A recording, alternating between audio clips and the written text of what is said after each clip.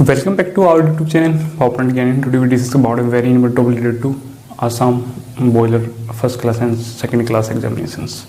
दोस्तों तो आज का वीडियो हम इस वीडियो में जानेंगे कि बॉयलर फर्स्ट क्लास और सेकेंड क्लास का जो एग्ज़ाम फॉर्म है वो कैसे फिल करते हैं। जैसे कि मैंने यहाँ पे मेंशन कर ही रखा कि Assam boiler first class and second class application form कैसे भरे।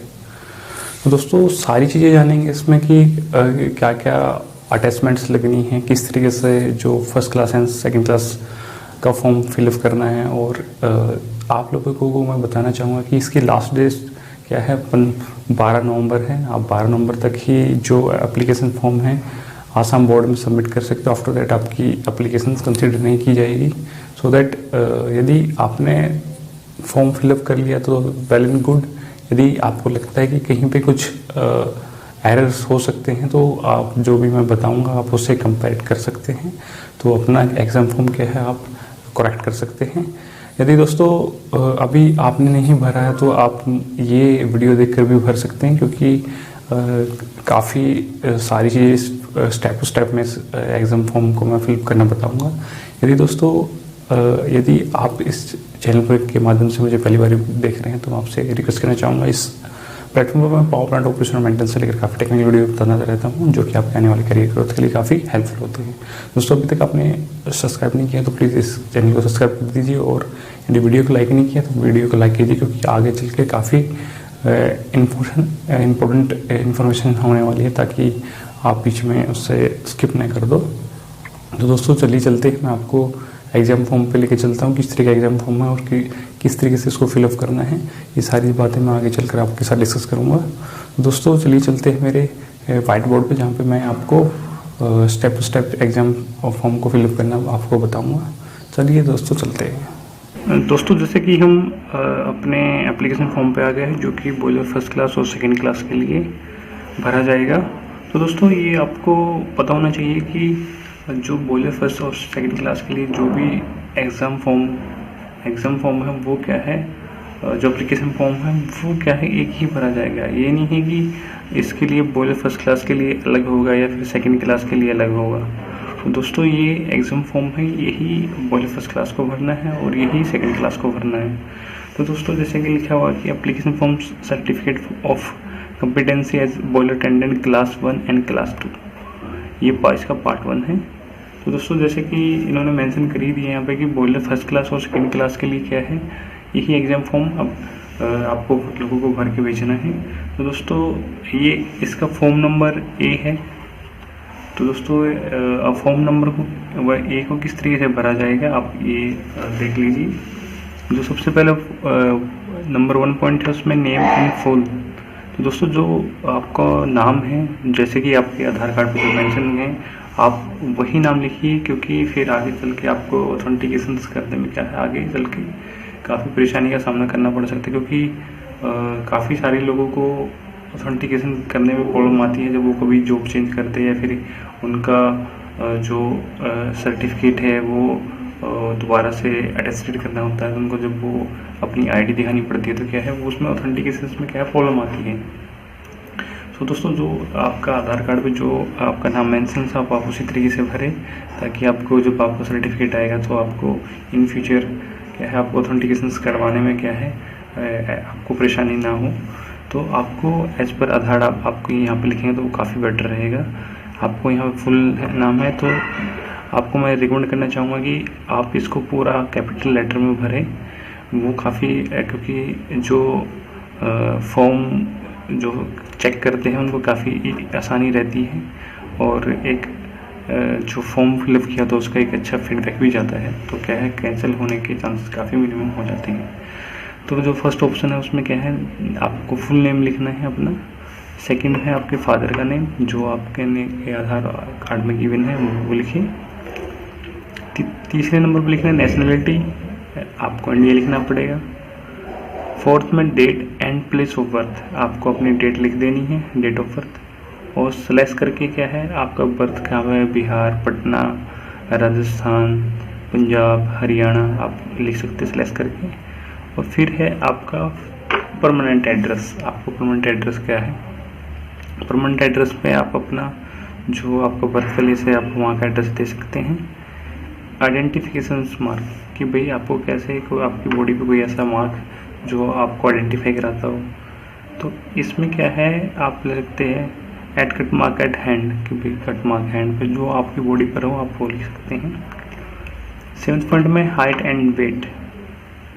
तो दोस्तों हाइट यहाँ पे मैंने 155 सेंटीमीटर लिखी है। यदि सपोज दैट आपकी हाइट है 5.11 फुट, तो दोस्तों यदि आपको अपने सेंटीमीटर में कन्वर्ट करना है तो क्या है, 1 फुट में मैंने यहाँ पे मेंशन किया है 13.48 सेंटीमीटर होते, तो क्या आपको 5.11 इंटू 30.48 करके जो भी यहाँ पे वैल्यू आएगी वो क्या है आपकी सेंटीमीटर में हाइट होगी।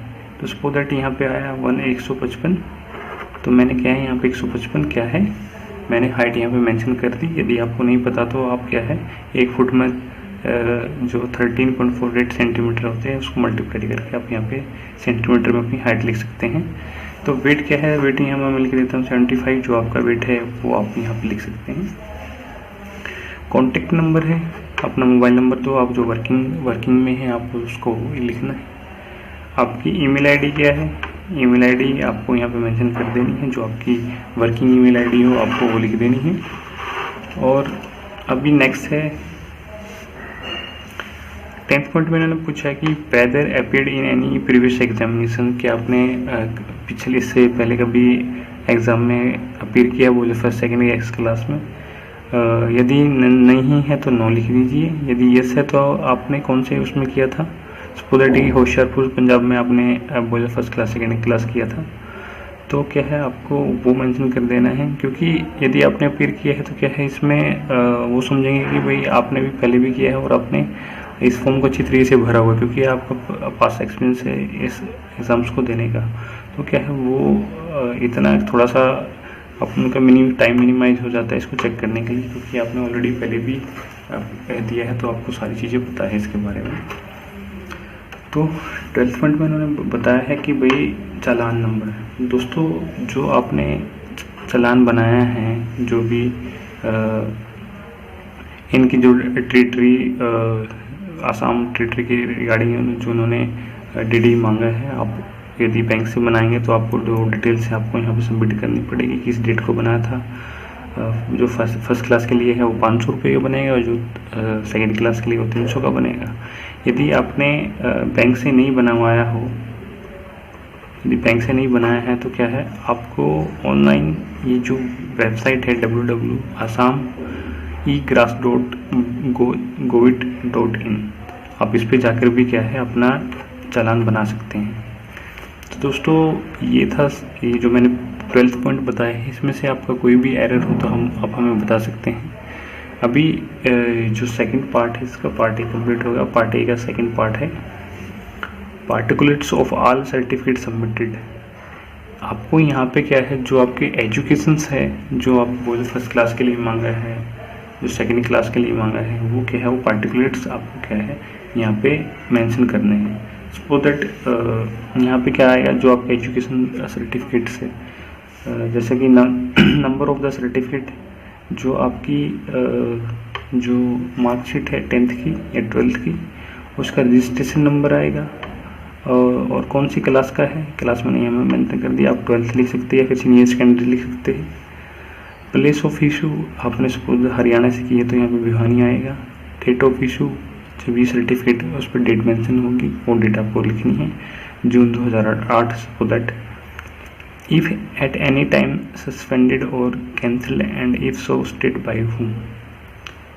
यदि आपका सर्टिफिकेट कभी कैंसिल किया हो या आपका किसी बोर्ड द्वारा आपको बैन किया हो तो वो मेंशन है, तो नहीं है तो नो आएगा।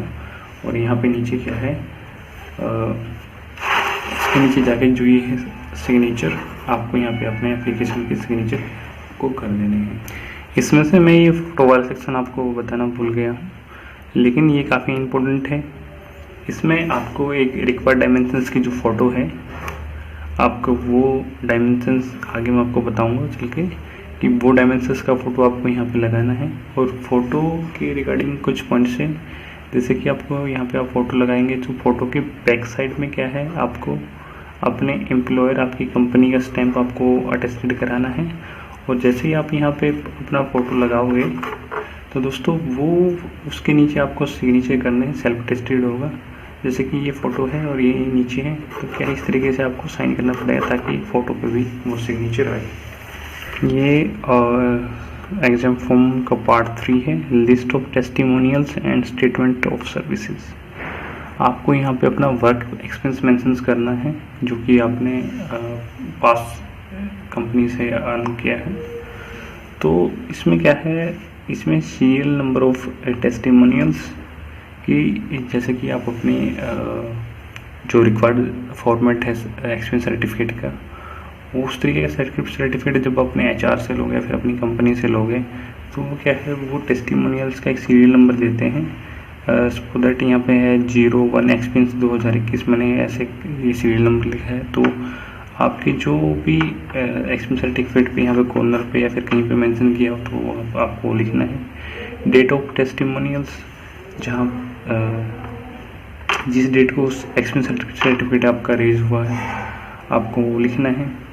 और name of person signing the testimonials, so that कि आपकी जो प्लांट मैनेजर है उस या फिर HR है, किसने वो एक्सपेंस सर्टिफिकेट किया है, किसने साइन किया है, उसका नाम है। Address and designation of factory of working where employed, भाई उस फैक्ट्री का, उस इंडस्ट्री का एड्रेस क्या है जहाँ पे आप अभी करंट में काम कर रहे हो, वो लिखना है आपको।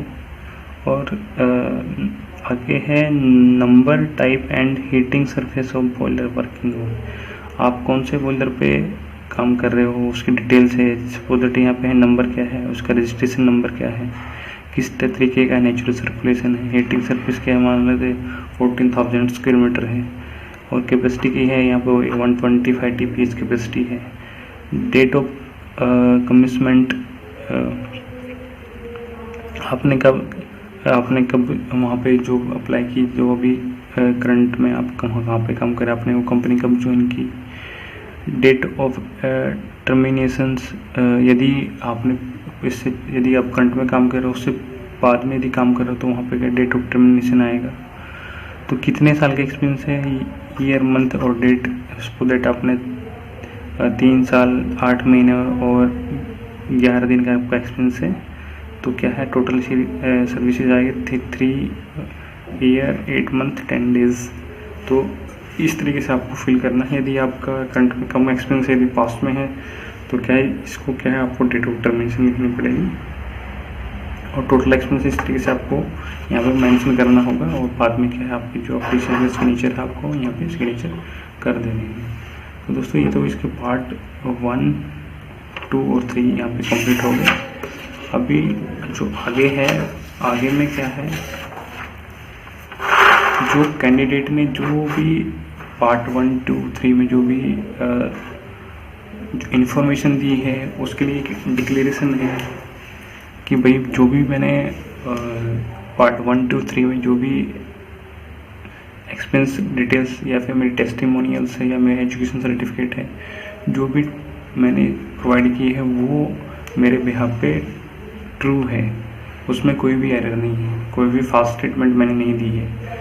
तो इसी डिक्लेरेशन में जो कि 4th है, इसी डिक्लेरेशन में क्या है, यही डिक्लेरेशन में यही लिखा गया है, I do hereby declare that the statement made in part 1, 2 and 3 of this form are corrected and true. जो कि मैंने आपको बताया कि भाई पार्ट 1, 2, 3 में जो भी है मेरे द्वारा बनाई गई सारी स्टेटमेंट ट्रू है of my best knowledge and behalf, and that the papers enrollment in part 2 and submitted with this form and true and genuine document, and further that the copies of document submitted with the form and true and correct। कि भाई जो भी मैंने इसके साथ में जो भी अटैचमेंट लगाई है वो मेरे यहाँ पे ट्रू है, जो कि मैं फर्स्ट क्लास सेकंड क्लास के लिए प्री करने के लिए दे रहा हूँ, और मैं वही उनकी फ़ोटोकॉपी में फॉर्म के साथ क्या है सबमिट करने जा रहा हूँ। I further declare that the statement made in part 3 contain and true correct and my service period without explanation, and I make the declaration considerationally believe the same be true। कहने का मतलब ये है, जो भी आपने पार्ट 1 to 3 में जो भी स्टेटमेंट दी है रिगार्डिंग अपने एक्सपीरियंस, रिगार्डिंग अपने एजुकेशन या फिर एक्सपीरियंस, वो क्या है आपके यहाँ पे ट्रू है। तो दोस्तों यहाँ पे डेट आ जाएगी, किस डेट को आप ये एग्ज़ाम फॉर्म फिलअप कर रहे हो, सितंबर 28 2021। Sign in the presence of, यहाँ पे क्या है आप अपने जो भी ये आपने स्टेटमेंट भराई है, ये अपनी क्या है अपने किसी एक अथॉरिटी पर्सन से, जो भी आपकी फैक्ट्री में जो सपोज की प्लांट हेड है, जो बीओई है आपके है, उससे ये फॉर्म चेक करा सकते हो, उसके साइन ले सकते हो। तो सिग्नेचर ऑफ द एप्लीकेशन, यहाँ पे आपके सिग्नेचर आएंगे, आपके जो प्रेजेंट एड्रेस है, आप किसी फैक्ट्री में रहते हो तो आप आसपास रहते हो तो क्या उसका एड्रेस आप यहाँ पे मेंशन कर देंगे। और ये क्या है, यहाँ पे क्या है अपने बीओएस के, किसी बीओएस के सिग्नेचर करा ले, वो काफ़ी अच्छा रहता है। अभी इसमें क्या है नोट दिया गया है, इसमें नोट में क्या है,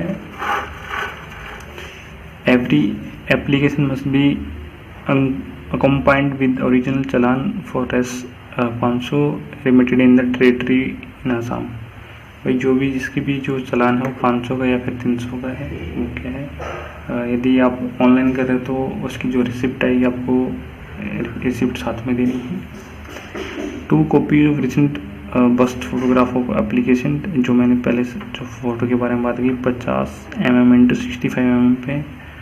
और ये क्या है आपको application signature on the back therefore duly attested and gazetted officer और द कैंडिडेट एम्प्लॉयर, या तो गेस्टेड ऑफिसर है उससे आपको साइन करवाना है, या फिर आपके जो एम्प्लॉयर है आप उससे साइन करा सकते हो उसके बैक साइड में, या फिर उसको स्टैंपिंग भी वो कर सकते हैं। Any person making a false statement for the purpose of the admission to the exam rendered himself liable to proposition. तो भाई यदि आप फॉल्स स्टेटमेंट करते हैं एग्ज़ाम में एडमिट होने के लिए, तो क्या है आप किसी भी टाइम आपको डिस्क्वालीफाई किया जा सकता है। Incomplete application is liable to be rejected, यदि इनकम्प्लीट फॉर्म है तो क्या है आपका फॉर्म रिजेक्ट कर दिया जाएगा। पार्ट जो 4 है, note be filled by the application, जो भी पार्ट थी उसके द्वारा ये नहीं भरा जाएगा, ये सिक्योरिटी बोर्ड ऑफ एग्जामिनर्स के द्वारा ही भरा जाएगा। तो क्या है दोस्तों, ये जो पार्ट 4 है आपको नहीं भरना है। अभी चलते हैं लास्ट डॉक्यूमेंट्स है, वो रिगार्डिंग एक्सपीरियंस सर्टिफिकेट है। दोस्तों ये जो एक्शनरी है 1 है for candidate working with Assam. तो दोस्तों ये सर्विस एक्सपीरियंस सर्टिफिकेट है, जैसे यहाँ पे मेंशन है। इसमें क्या है, सबसे पहले क्या करना, आपको अपना नाम है, ये आपको नहीं करना, ये आपको अपनी कंपनी आपको बना के देगी, लेकिन क्या है ये आपको इस फॉर्मेट ये आपको प्रोवाइड कर देना उनको कि सर मुझे इस फॉर्मेट में एक्सपीरियंस सर्टिफिकेट चाहिए, तो उसी फॉर्मेट में आपको ये देंगे। फिर भी क्या है यहाँ पे आपकी जो this is Suraj Kumar age 31 son of Shri Naveen Kumar was working in our organisation as a fireman. इनमें से कोई भी पोस्ट है, फायरमैन है, ऑपरेटर है, असिस्टेंट ऑपरेटर है, सेकंड क्लास बॉयलर अटेंडेंट है, यदि फर्स्ट क्लास अप्लाई कर रहे हैं तो from July 18 to September this specification of the boiler which candidate है वर्किंग। भाई ये डिटेल्स है कैंडिडेट की, कब से कब तक काम कर रहा था, और ये बॉयलर की डिटेल्स है।